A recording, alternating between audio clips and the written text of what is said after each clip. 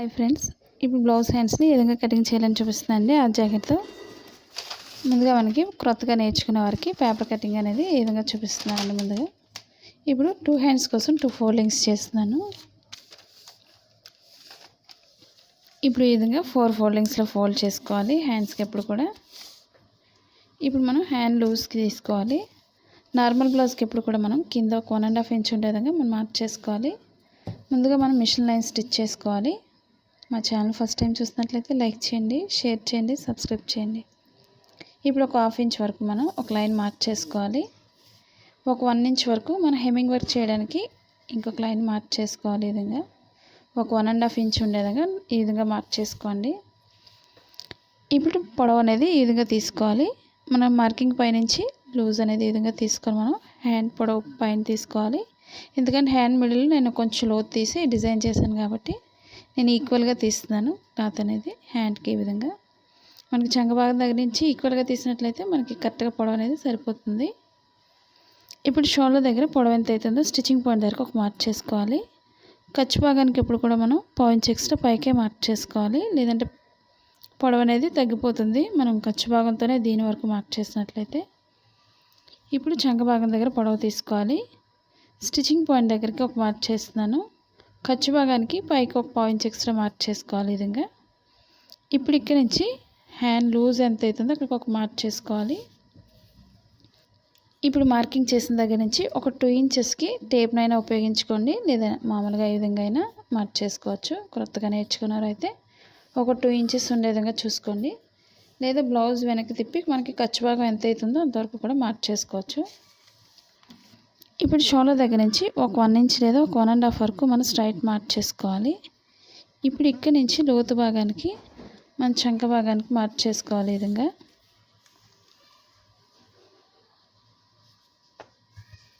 ఇప్పుడు మనకు ఒకసారి సరిపోతుంది లేదా ఒకసారి చెక్ చేసుకోండి.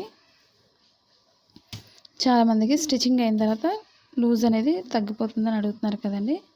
మనం మార్క్ చేసిన తర్వాత ఈ విధంగా చెక్ చేసుకోవాలి. షోల్డర్ దగ్గర నుంచి చంక భాగాన్ని ఈ విధంగా కొలుసుకోవాలి. మనకి కరెక్ట్గా సరిపోయింది. ఒక 2 ఇంచెస్ ఖర్చు భాగానికి ఉంటుంది కాబట్టి మనకి బ్లౌజ్ అనేది కరెక్ట్గా సరిపోతుంది హ్యాండ్స్ దగ్గర. ఇప్పుడు కట్ చేసుకోవాలి. ఇప్పుడు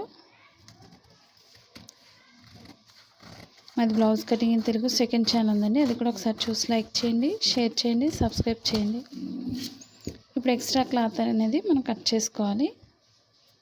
మనకి ఫోల్డింగ్స్ అనేవి కరెక్ట్గా ఉండే విధంగా చెక్ చేసుకోవాలి ముందు.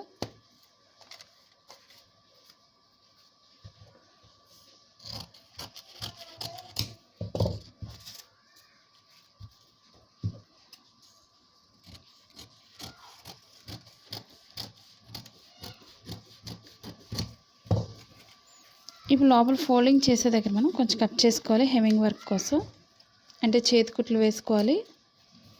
ఇప్పుడు షోల్డర్ మిడిల్లో కూడా కొంచెం కట్ చేసుకోవాలి.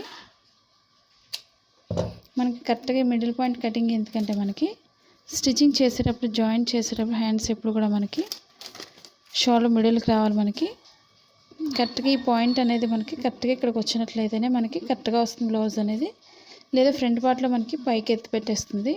అలా లేకుండా ఉండాలంటే మనం కరెక్ట్గా స్టిచ్చింగ్ అనేది కరెక్ట్గా చూసుకోవాలి.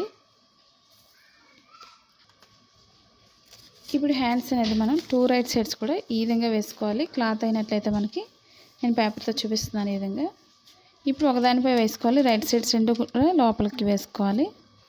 మనకి నార్మల్ ప్లెయిన్ బ్లౌజ్లు ఎప్పుడు కూడా మనకి రైట్ రాంగ్ తెలియవు కాబట్టి మనం ముందే మార్క్ చేసుకోవాలి. ఏంటంటే మనకు క్రొత్త వారికి ఈజీగా ఉంటుంది. ఈ విధంగా మార్క్ చేసుకోవడం వల్ల మనకి ఇప్పుడు స్టిచ్చింగ్ పాయింట్ నుంచి మనం లోతు భాగానికి మార్క్ చేసుకోవాలి. ఈ విధంగా లోతు తీసుకోవడం మనకి చంక భాగంలో ముడతలు రాకుండా పర్ఫెక్ట్గా వస్తుంది. ఇప్పుడు మనం స్ట్రైట్గా ఒక 1.5 తీసుకున్నాం కాబట్టి షోల్డర్ దగ్గర ఇక్కడి నుంచి లోతు భాగానికి మనం ఈ విధంగా మార్క్ చేసుకోవాలి.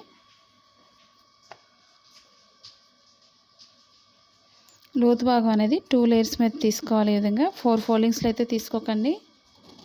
మన ఈ లోతు ఎప్పుడు కూడా మనకి బ్లౌజ్ ఫ్రంట్ పార్ట్కి రావాలి. అది తెలియడం కోసం మనం స్టిచ్చింగ్ పాయింట్లో మనం కొంచెం కట్ చేసుకోవాలి. మనకి కటింగ్లోనే ఇవన్నీ మనం మార్క్ చేసి కట్ చేసినట్లయితే మనకి స్టిచ్చింగ్ చేసేటప్పుడు మనకి చాలా ఈజీగా ఉంటుంది.